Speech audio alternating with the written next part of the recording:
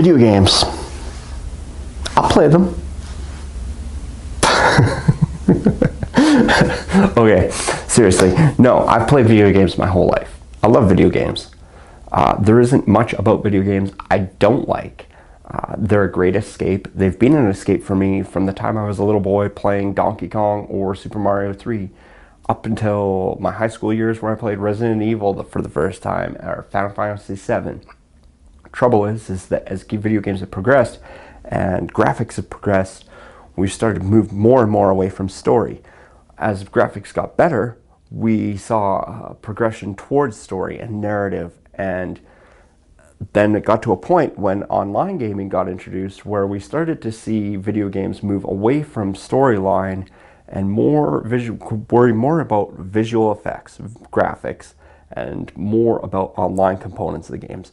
I can remember playing games like Halo, the very first Halo, where it took me a long time, probably longer. I'm sure there's people out there who can beat it in a short amount of time, but it took me a considerable amount of time with friends to beat Halo story mode all the way through.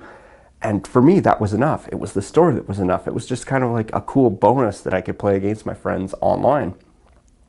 But as the franchise progressed, it became more about being online and less about the story.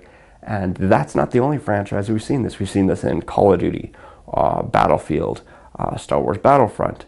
Pretty well any game that has an online component, each installment has been less about the story and more about what you can do online. So much so that they're now feeding us season passes to give us extra content. So essentially they're like, here's half a game. The rest of it will be doled out to you over the year.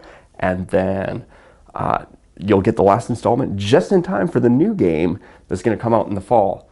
And it's complete and utter bullshit. When we buy a game, we're putting down $80. We shouldn't be paying for half a game. We should be paying for a full game. But, I mean, this is our fault just as much as it is the industry's, because they're just responding to what we'll do. They know we spend a long time online, and yeah, you know what? I want to see new maps. I get bored of the maps I have, but you know what? Maybe I put down my $80 and you just release me new maps in 2 months, 3 months, because we bought the fucking game to begin with. I mean, isn't that what the game is worth? We paid for it. You know what would make me buy the next game? Giving me free content. Now I'm buying half a game. I'm not getting content. I go on, I log on, I play it, I get bored, and then you bring out a new game, and somehow I'm supposed to want to buy that game? Why? It's the same as the last game. There's nothing new. I mean, graphics are marginally improved, but I mean, even the graphics doesn't matter anymore. Most of the games now lack heart. And you could say, oh, you have games like The Last of Us, or Uncharted, or what have you. And you know what? Yeah, that's great. We have those games. But wouldn't it be better if we had a campaign mode to go through, a full game to go through, and then get this online stuff as bonus material? That would be way better, wouldn't you think? No, instead we're given half a game, we get bent over, we take it and smile and wait for the next one. Where are our Final Fantasy 7s, our Knights of the Old Republics, our, you could say, yeah, we have got Skyrim, or yeah, we've got Dragon Age, or games like that, or Dark Souls, but these are few and far in between. And where's the middle ground?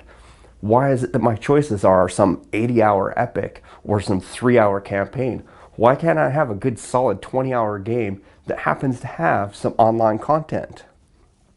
Is it too much to ask for to have both? Some happy medium? Why should I line up to buy the next game when I'm going to spend like $160 for the base game if I'm getting the season pass? Why can't I have all the content now? You've got it all planned out. Anyways, what is your favorite game, and which game would you think could use more DLC, and which game do you think had too much DLC?